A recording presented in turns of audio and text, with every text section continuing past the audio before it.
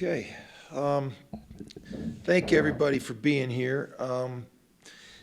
Just wanted to review a little bit. I think it's important today with all the events going on.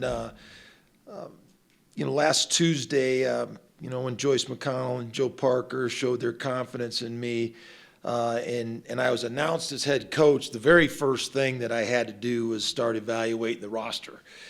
And it's the most important role of a head coach to manage the roster and the players on that roster. And so I started watching film and watched all the games from this year on both sides of the ball. Really got a feel for each position, and really kind of took a lot of notes. In this day of modern day football, there's a lot of challenges. One of the challenges is when coaching changes are made in the middle of a recruiting cycle, it kind of stops everything. And so first of all, we had been recruiting players at our former school for the last 2 years. There was a staff in place here that was recruiting players for their system, and there was a change in the middle of that recruiting cycle. And so we had to put a pause on some things. And so that was number one. Number two, we had to really evaluate how the players fit into our offensive schemes and our defensive schemes. I think that was really important. And the thing that came very apparent to me, that there's going to be a lot of significant changes on this roster. I wouldn't say it's a complete overhaul, but it's significant. Some of the positions don't reflect what we do at all and what we need to do offensively moving forward. And I think these press conferences are a great opportunity for us to connect to our fan base and really communicate where we're at. For example, the wide receiver room, they only had 5 receivers. We can't even practice unless we have 12. We really had to address that, and that's just an example. So that's something that is really prevalent and obvious to me moving forward. Last week I had my press conference. I brought some of my staff with me, and I just want to mention those guys that are here, because that's also significant in this whole evaluation of roster and recruiting. Matt Mummy is going to serve as my associate head coach, and he's going to coach the quarterbacks here. That'll be his title. Jordan Simmons is my head strength coach, really important role in our program. Bill Best will work with the offensive line. Timmy Chang, really gifted coach, is going to work with our receivers. Chad Savage is our tight ends coach, but he's going to also act as our recruiting coordinator. Thomas Sheffield, special teams coordinator, and he will just oversee special teams. Colton Bosnos is in charge of operations and administration, and Lucas Gothi is our director of personnel, really oversees all of our recruiting and where we will go. Jeremy Copeland is player development, and he'll work really specifically with our players. I am in the process of hiring a defensive coordinator, and I will work with that defensive coordinator to fill out our defensive staff. We currently do not have any defensive staff here, and so that was a big factor in recruiting at this point as well. I really feel it's important for our coordinator, the leadership, the defense, to help me fill out that staff. And also, it's important for that defensive coordinator to be involved in the recruitment of the defensive players that we're bringing in. And so, we decided there were some players that were scheduled to visit this past weekend. We decided to put a hold on that until those coaches are in place. Last week I met with we had a recruiting weekend last weekend. On Monday morning, we met with many of the current players and the staff that was in place here when we took over. On Tuesday morning, we met with the administrative staff, and we also met with the team and just covered some things. And so I would also like to just point out, when you have a coaching change and you take a new position like this, a lot of things happen very quickly. I think on Monday when it was announced that I was going to become a head coach, I had 548 messages on my phone, and I've been working very diligently to answer all those messages in the last eight to 9 days. The thing about it is I'll knock about 20 of them out, and I'll set my phone down and go to a meeting, and I'll come back and there'll be another 50. So just want to say that publicly because I am being diligent on returning those messages and communicating with everybody that is so important to communicate. So one of my heroes is John Wooden, and John Wooden had a saying. He told his players to be quick but not hurry. We had a window here of about a week before signing date that we tried to really be quick. We really tried to be diligent, but we didn't want to hurry. Because we have so many needs here on this roster to make it reflect what we need to play and win with, we have to be very specific about the players that we bring in. Those players got to fit a criteria physically for us and talent-wise. They also have to fit a personality, a culture, a character element, a work ethic that we're trying to get developed in this program. And so we wanted to really be quick. We wanted to be diligent, but we didn't want to hurry through it, and we didn't want to make mistakes. I also want to make this point. There's a lot of hard decisions that have to be made in this process and transition. It's not my job to make everybody happy. It just isn't. But I do have to say this, since I became a head coach, people say, oh, you have to make these hard decisions. They're really not. Every decision that I have to make is what's best for the football team.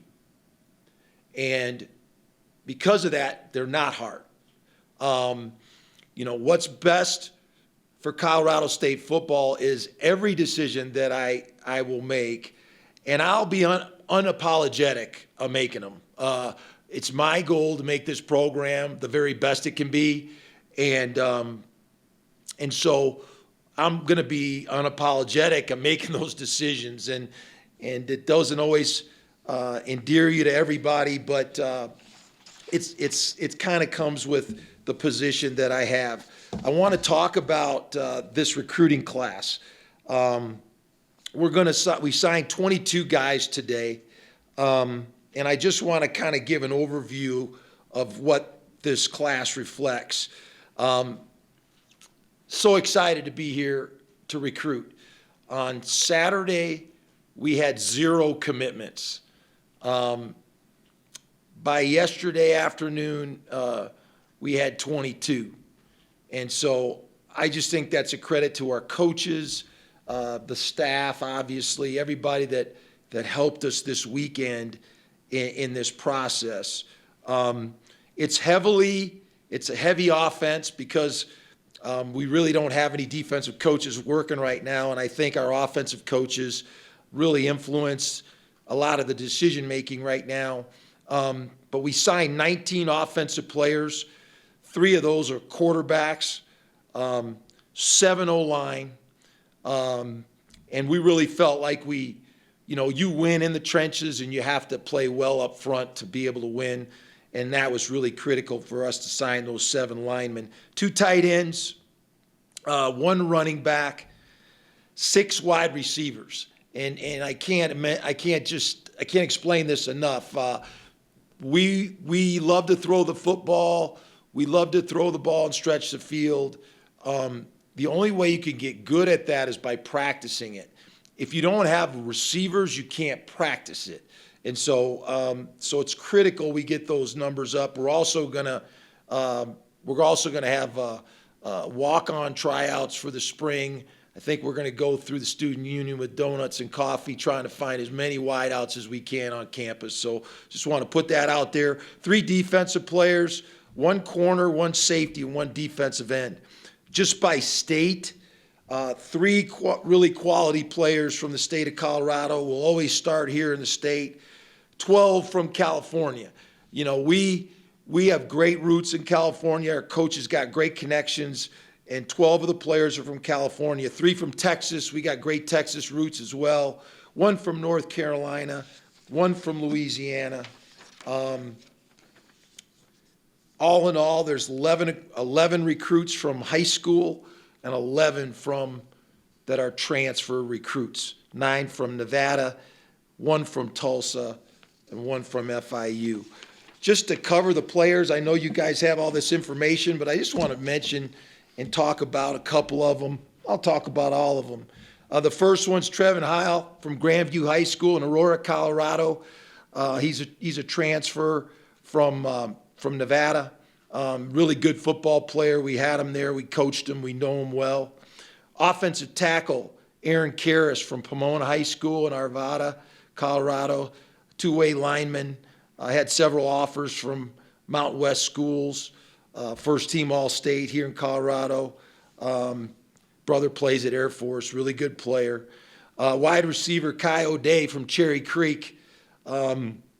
Multi-sport athlete, basketball and track, 10,700 meters, state champion football and track. You know, had other offers in our conference, was first team all-league. Those are 3 in-state players that, you know, we will bring in this early signing period. We still got about 10 scholarships left. We're evaluating a lot more in-state players. And let me just say this about the in-state recruits. You know, we're going to build this program on great Colorado kids. We want it to reflect this state, the people in it, and the values of it.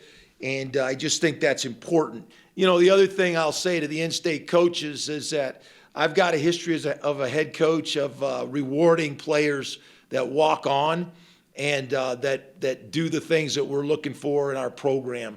And so we're going to encourage the great players that are talented, that maybe didn't earn a scholarship, to do that. Here's some offensive line players that we signed. Dante Bivens from University of Tulsa, 3-year letter winner, 23 games, 16 starts. He's from Klein Collins High School in Houston, Texas. You know, and I think some of the things about these transfers is that these guys played a lot of football. They were former starters, played a lot of football. Gray Davis is a 3-year letter winner from Nevada, 12 career starts. Mount West Conference honorable mention player and an academic all Mount West honor. Jacob Gardner, 2-year starter at Nevada, played as a freshman, started at left tackle as a true freshman for us at Nevada. Just an outstanding player, and has been an honorable mention all Mount West player, 21 career starts. Offensive tackle Dante Keys from Florida International, 30-game starter over his time, second team all-MEAC player. Aubry Scott is a high school kid, just a ginormous player, losing your high school in Compton, California, multi-sport athlete, plays track, ran the 100 meters, was previously committed to UNLV, had offers from Arizona, Arizona State, Boise, and Kansas. So really good group of offensive linemen. Really happy to have this group here and get them here and start working with them. Quarterback, 3 quarterbacks. First kid is Clay Millen from the University of Nevada. He's from Mount Si High School in Washington.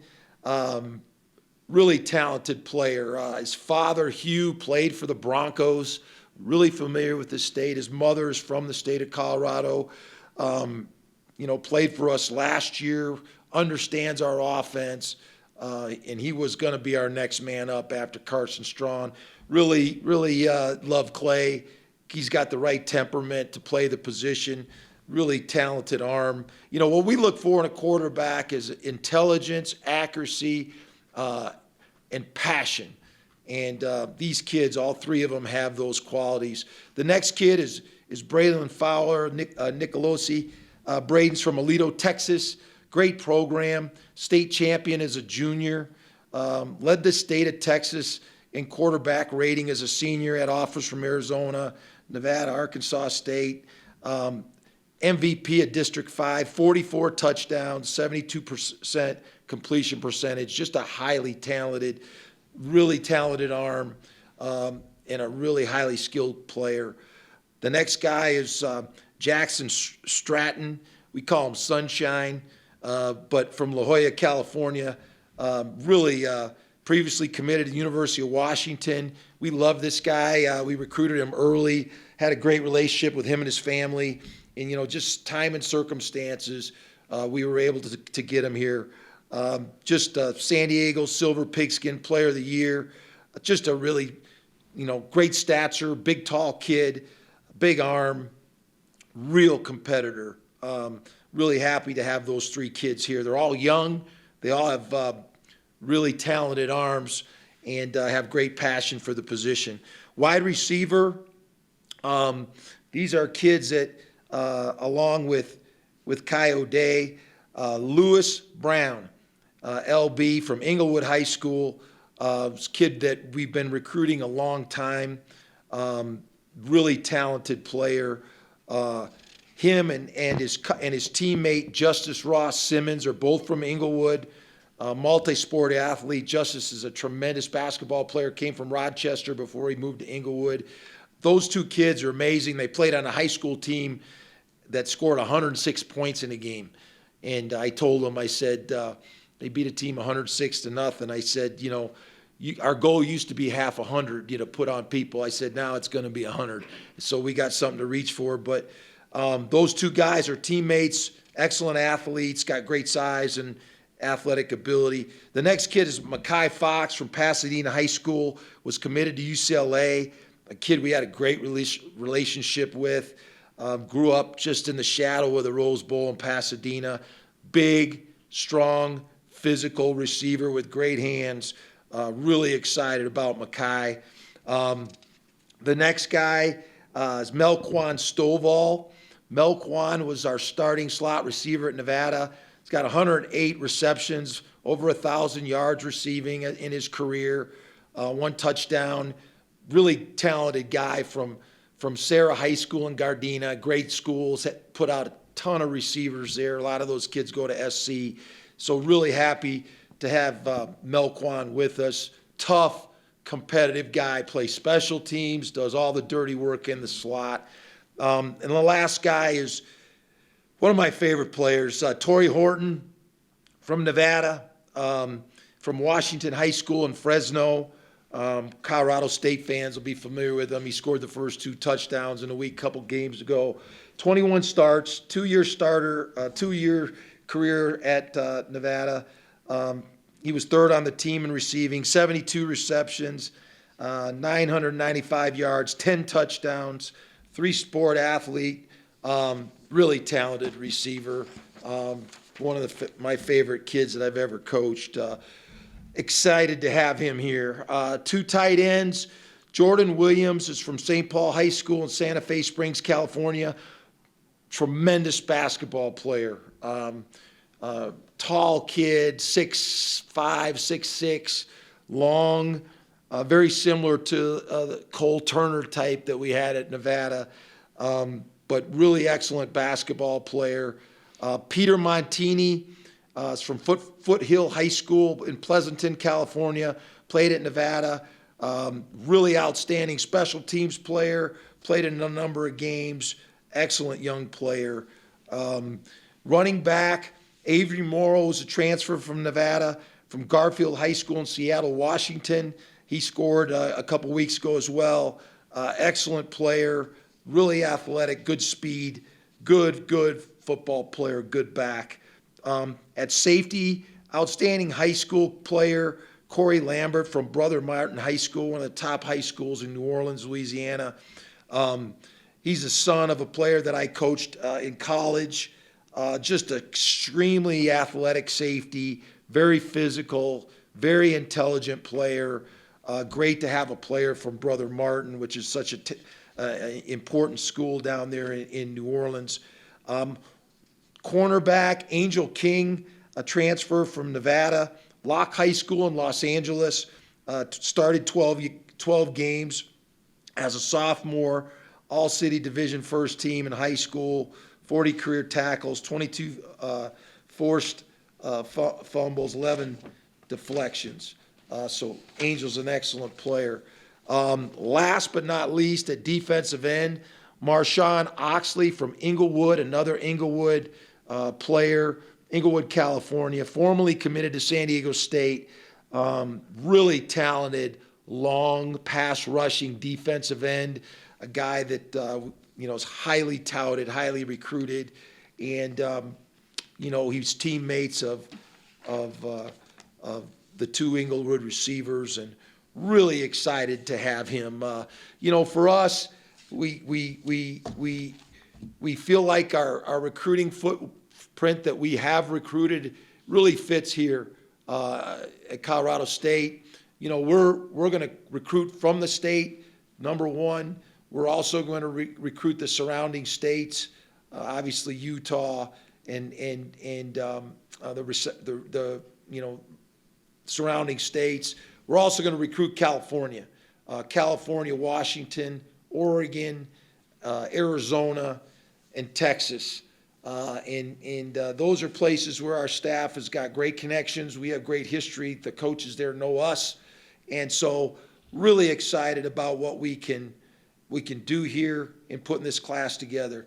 We had a great meeting with the team. Next for us is assembling our staff, finishing this recruiting class. We have almost a little over 2 months to finish this class. We've still got 10 scholarships.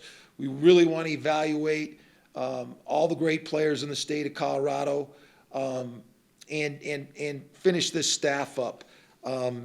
Then when the kids get back in January, we'll have 8 weeks of winter training.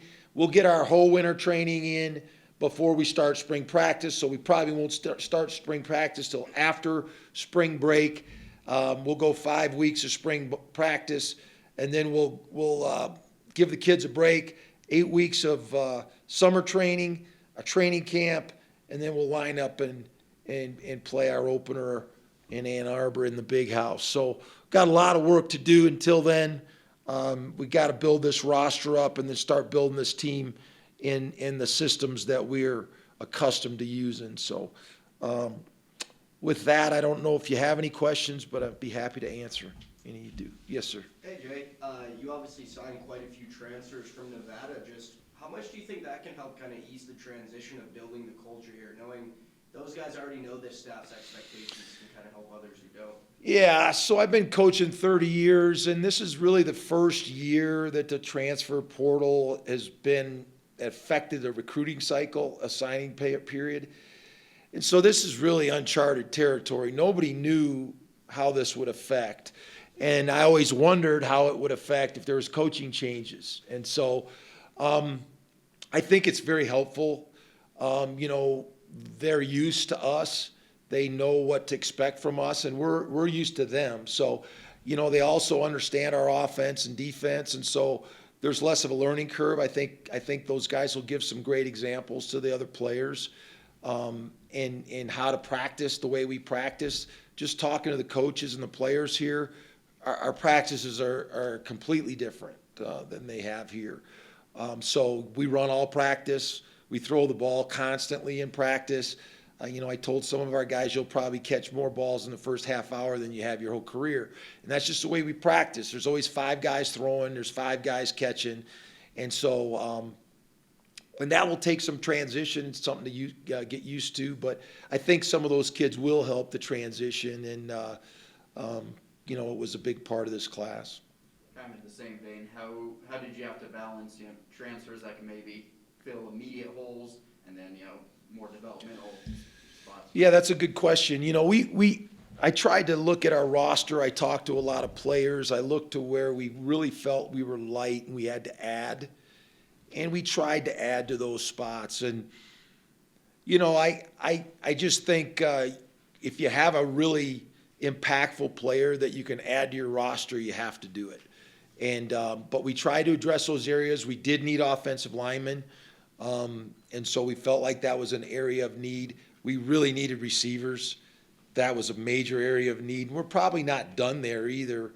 And then quarterback, you know, the type of quarterback with the skills to read the field and throw the football. You know, we look for passers. We want guys that can pass the football accurately. And we like to recruit athletes on the perimeter. And our quarterback is a distributor. He gets the ball to our athletic guys. And so you have to be intelligent. You have to be accurate. If you can't hit open receivers, you can't play in our offense. And so that's really critical. We spend a lot of time studying the accuracy of a quarterback, his ability to throw the ball naturally. And so these kids all have that. We've had them in camp. We spent a lot of time with them.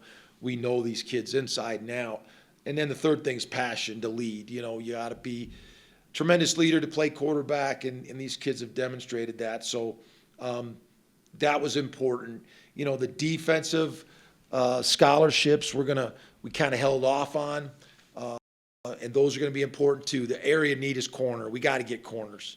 I mean, that's just we got to go out and recruit the very best corners we can and bring some guys that can come in and compete. And I want to play man coverage. I want to deny vertical release. I want to play bump and run. I just don't believe there's very many accurate college quarterbacks, and I don't think you should allow them to have easy throws. And so we'll do everything in our power to do that and recruit the players that can play that way. Who from this group will be able to be here in January for spring semester? Oh goodness, all of the transfers will. So the 11 transfers will all be here. All three quarterbacks will be here in January. I think that's it. Yeah. I'm sorry? 13 total, yeah. 11 transfers. Yeah, Cool. yeah.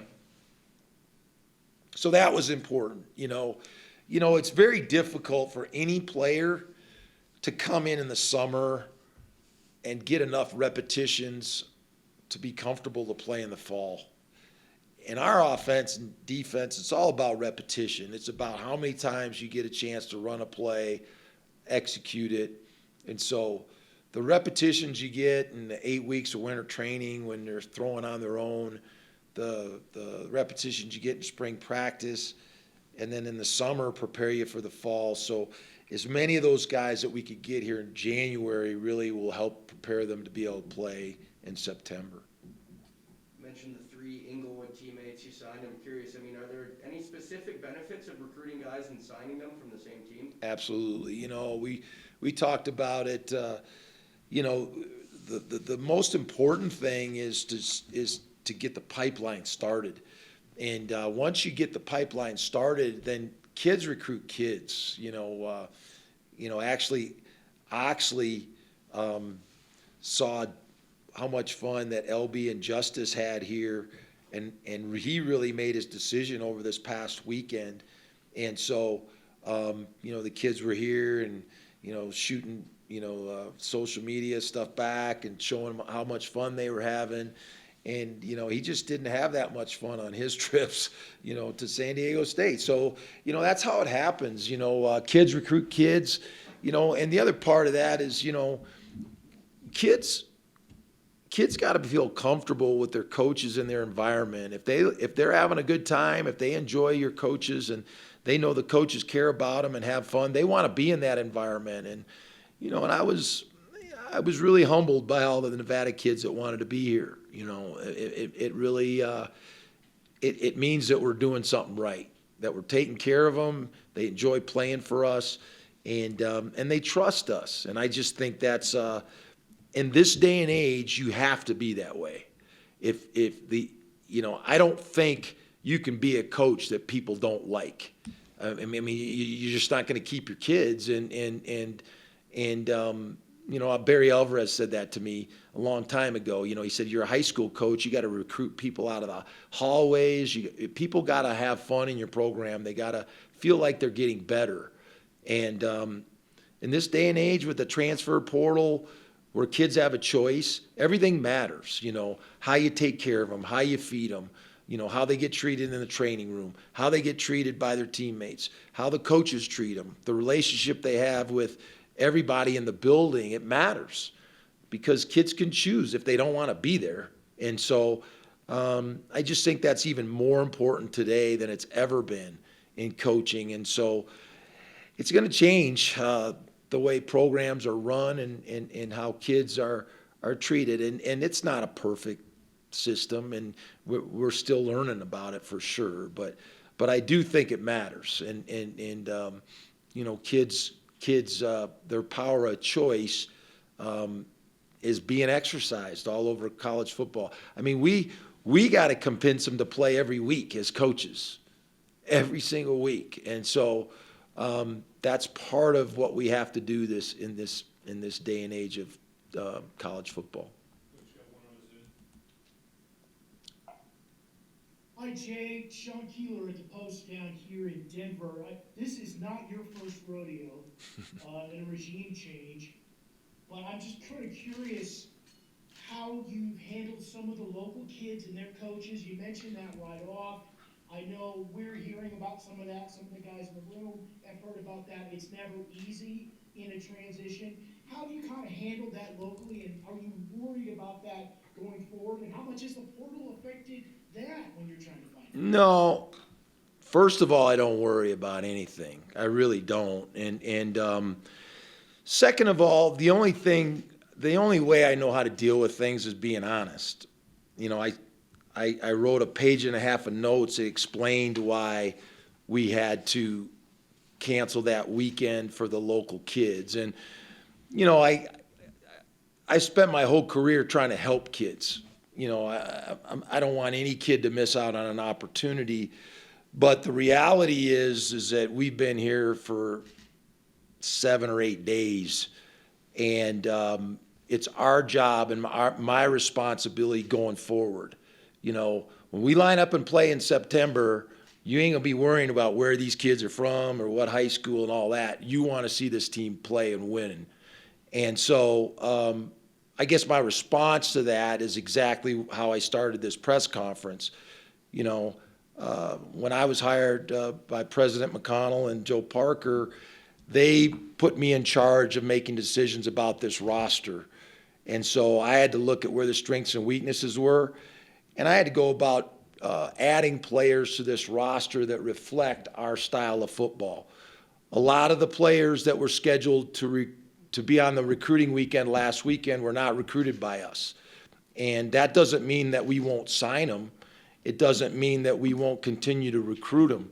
It just means that we need time to get to know them. And like I mentioned earlier, we don't even have a full staff yet. I thought it was only fair that our staff got here and got to know them and gave them an opportunity to know us. And so we put that on freeze, and then we'll continue to deal with them in this second period. This is an early signing period. It's not the only signing period. There's another signing day in February, and a lot of players will continue to get recruited, and we're anxious to get to know all those kids that were recruited by the former staff. And so it's a work in progress. It's not over with yet. It's not things that people like to hear, that they had a scholarship, they had committed, and you got a new coaching staff, and you kind of have to start all over again. It's unfortunate, but it is the reality. And, and so we have to get to know each other. And so we'll go about doing that. And some of those players will fit our needs going forward, and probably some of them won't, to be realistic. And so we'll just deal with that as it comes. But, we just have those conversations, and we're straightforward and honest, and I think that's all anybody can ask for in these situations. Talking about not signing a lot of defensive players and waiting for the staff to come out, did you know that was gonna be the case from the beginning, or did you start to talk to players and they sense that there was no staff so that there was less? No, I was pretty straightforward with the guys from the start. I didn't wanna, I think, once I hire a defensive coordinator, it's gonna be his job to stop people. And so I don't think I can hire coaches and sign players and then make him coach them. I just don't think that's the right way to go about it. In my experience, if you're going to have confidence in somebody to hire them, you need to allow them to be a part of the process of putting the staff together and picking players. And so, we're very specific offensively. We know exactly what we want in a quarterback. We know exactly what we want in wide receivers, and we diligently go get those guys. And so, if you looked at our last team, you saw the quarterback, the receivers, that's what we want. And so those kids were freshmen that we brought in, and this is a talented receiving class we just brought in. I'm very happy with the size, with the athletic ability of these kids, and this is a great group to start with that we can really train and develop. And so, but the defensive coaches have to be able to do the same thing. And otherwise, I think it's disjointed. You gotta let them be part of the process. And so we'll do that. And the same thing, I just don't think you hurry through that. We want to make the right decisions, not the fast decision. And so we'll make sure that we do that in the right time. But I think over the next week or so, those positions will start getting revealed. You talk about those, tough decisions. Was there a certain number of players that you had to let go of, or? No, we just put a freeze. There was a number of kids that were scheduled for visits last weekend that we didn't know at all, and we hadn't been recruiting them. And so it was only fair for us to be able to have the chance to evaluate them and see if they fit our system. And it would make no sense to take kids and bring them here and then have them not fit, and then they would have to leave anyway. So, only to be fair to them and to be fair to us. And the bottom line is that, it's my responsibility to make sure that moving forward that we're putting the pieces together to make our systems work. I'm going to be responsible for it. If it doesn't work, you guys are going to be on me. So, I get that. I've been doing this a long time. And so we have to make sure that we are putting pieces in place that will allow us to play the style of offense and defense that we were hired to do. And so, that just needs to be understood. And I understand when there's transition, you're not going to make everybody happy. It's not going to happen. And so, you just try to do the best you can. We're honest and straightforward. We're going to tell you what our problems are, what our issues are, what our challenges are. And then we have to go to work and be diligent to try to solve those challenges. And there's some work to do. We got a lot of work to do.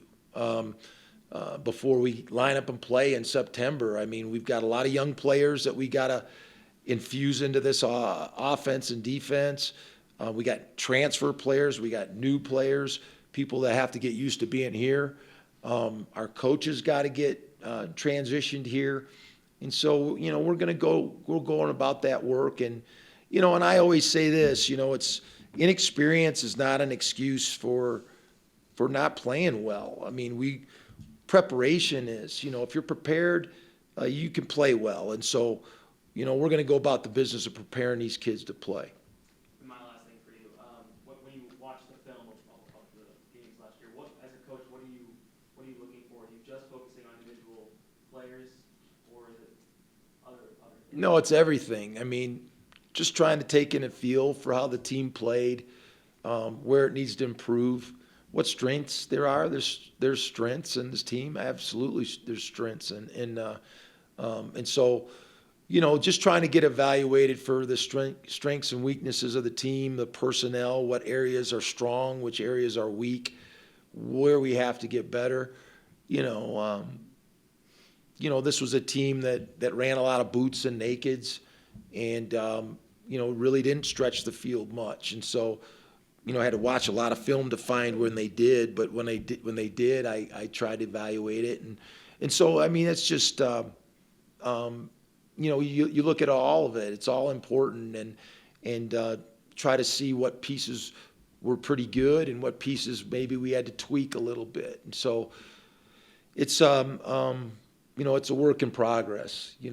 I can't sit here and say that we've got it all figured out, because we don't. As we get these kids on the field and get them in winter training, we're going to find out a lot about them. And I told the kids, it takes a certain commitment to be really good. We did a study last year, 7% of all Division I teams become champions. And what that means is you gotta work at a 93 percentile every day. You got to be at your A game, and you have to do that for several months. And not everybody's committed to doing that. And so that's what the challenge that we're faced with, and that we'll start going to work in January. Anything else? I think we're good. Thanks, guys.